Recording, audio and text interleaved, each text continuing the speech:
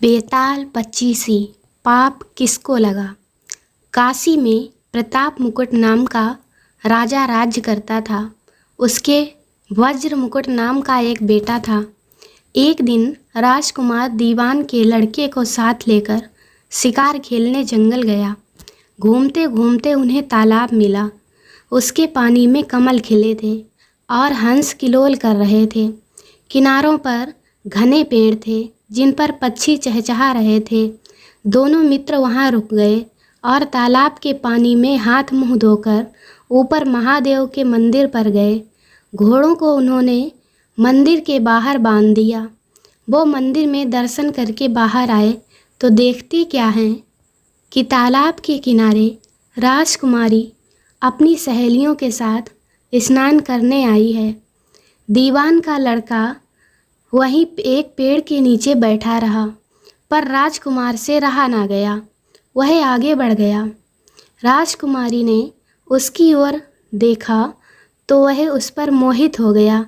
राजकुमारी भी उसकी तरफ देखती रही। फिर उसने किया क्या कि जूड़े से कमल का फूल निकाला, कान से लगाया, दांत से कुतरा, पैर के नीचे दबाया और फिर छाती से लगाया। अपनी सखियों के साथ चली गई। उसके जाने पर राजकुमार निराश हो अपने मित्र के पास आया और सब हाल सुनाकर बोला, मैं इस राजकुमारी के बिना नहीं रह सकता, पर मुझे ना तो उसका नाम मालूम है ना ठिकाना। वह कैसे मिलेगी? दीवान के लड़के ने कहा, राजकुमार आप इतना घबराएं नहीं, वह सब कुछ बता गई है। राजकुमार ने पूछा, कैसे? वह बोला, उसने कमल का फूल सिर से उतारकर कानों से लगाया तो उसने बताया कि मैं कर्नाटक की रहने वाली हूँ। दांत से कुतरा तो उसका मतलब था कि दंतवात राजा की बेटी हूँ। पाँव से दबाने का अर्थ था कि मेरा नाम पद्मावती है। और छाती से लगाकर उसने बताया कि तुम मेरे दिल में बस गए हो। इतना सुनना था कि राजकुमार खुशी से फूल उठा। बोला, अब मुझे कर्नाटक देश में ले चलो। दोनों मित्र वहाँ से चल दिए। घूमते फिरते सैर करते दोनों कई दिन बाद वहाँ पहुँचे। राजा के महल के पास गए तो एक बुढ़िया अपने द्वार पर बैठी चरखा काटती मिली। उसके पास जाकर दोनों घोड़ों से उतर पड़े और बोले, माई हम सौदागर हैं, हमारा सामान पीछे आ रहा है, हमें रहने को थोड़ी जगह दे दो। उनकी शक्ल सूरत देखकर और बात सुनकर बुढ़िया के मन में ममता उमड़ आई। बोली, बेटा तुम्हारा घर है, जब तक जी में आए रहो। दोनों वहीं ठहर गए। दीवान के बेटे ने उससे पूछा, माई तुम क्या करती हो? तुम्हारे घर में कौन कौन है? तुम्हारी गुजर कैसे होती है? बुढ़िया ने जवाब दिया, बेटा मेरा एक बेटा है जो राजा की चाकरी में है।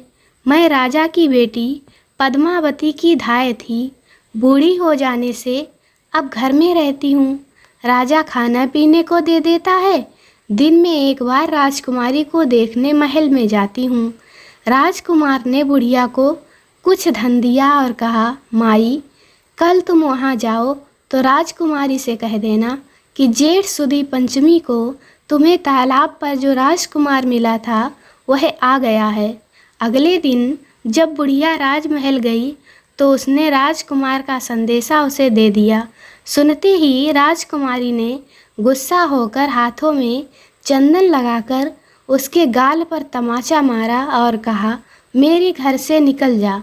बुढ़िया ने घर आकर सब हाल राजकुमार को कह सुनाया।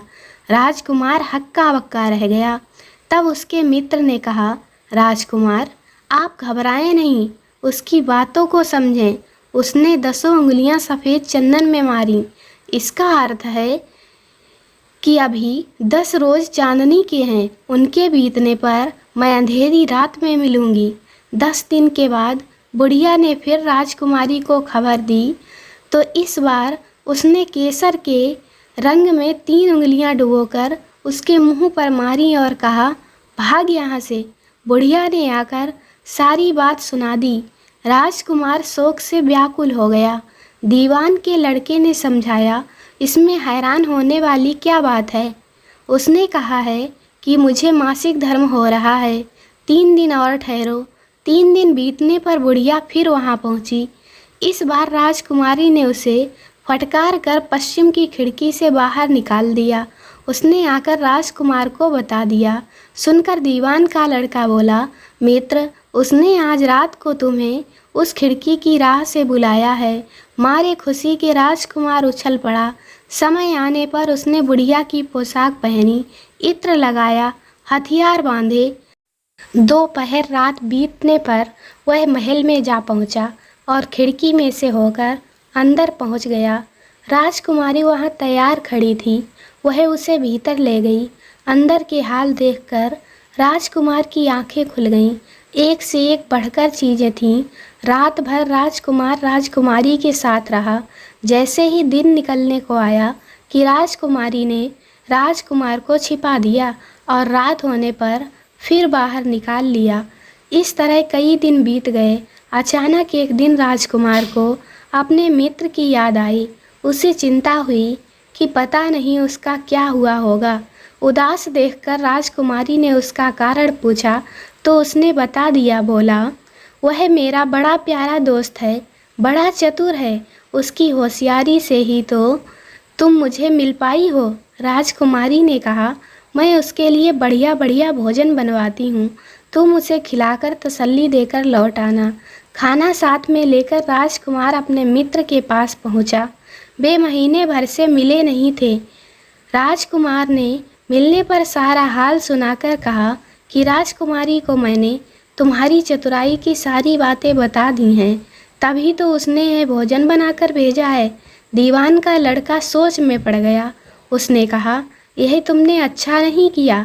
राजकुमारी समझ गई कि जब तक मैं हूँ वह तुम्हें अपने बस में नहीं रख सकती, इसलिए उसने इस खाने में जहर मिलाकर भेजा है। यह कहकर दीवान के लड़के ने थाली में से एक लड्डू उठाकर कुत्ते के आगे डाल दिया। खाते ही कुत्ता मर गया। राजकुमार को बड़ा बुरा लगा। उसने कहा, ऐसी स्त्री से भगवान बचाए, मैं अब उसके पास नहीं जाऊंगा। दीवान का बेटा बोला, नहीं, अब ऐसा उपाय करना चाहिए जिससे हम उसे अपने घर ले चलें। आज रात को तुम वहाँ जाओ। जब राजकुमारी सो जाए तो उसकी बाईं जांघ पर त्रिशूल का निशान बनाकर उसके गहने लेकर चले आना। राजकुमार ने ऐसा ही किया। उसके आने पर दीवान का बेटा उसे साथ ले योगी का भेष बना मरघट में जा बैठा और राजकुमार से कहा कि ये तुम गहने लेकर बाजार में बेच आओ। कोई पकड़े तो कह देना कि मेरे गुरु के पास चलो और उसे यहाँ ले आना। राजकुमार गहने लेकर शहर गया और महल के पास एक सुनार को उन्हें दिखाया। देखते ही सुनार ने उन्हें पहचान लिया और कोतवाल के पास ले गया। कोतवाल ने पूछा तो उसने कह दिया कि ये मेरे गुरु ने मुझे दिए हैं। गुरु को भी पकड़वा लिया गया। सब राजा के सामने पहुँचे। राजा ने पूछा, योगी महाराज, ये गहने आपको कहाँ से मिले? योगी बने दीवान के बेटे ने कहा, महाराज, मैं मसान में काली चौदस को डाकिनी मंत्र सिद्ध कर रहा था कि डाकिनी आई। मैंने उसके गहने उतार लिए और उसकी बाई जांघ में त्रिशूल का निशान बना दिया। इतना सुनकर राजा महल में गया और उसने रानी से कहा कि पद्मावती की बाई जांघ पर देखो कि त्रिशूल का निशान तो नहीं है। रानी ने देखा तो था। राजा को बड़ा दुख हुआ। बाहर आकर वह योगी को एक ओर ले जाकर बोला, महाराज, धर्मशास्त्र में खोटी स्त्रियों के लिए क्या दंड है? योगी ने जवाब दिया, राजन, ब्राह्मण, गऊ, स्त्री, लड़का और अपने आश्रय में रहने वाले से कोई खोटा काम हो जाए तो उसे देश निकाला दे देना चाहिए।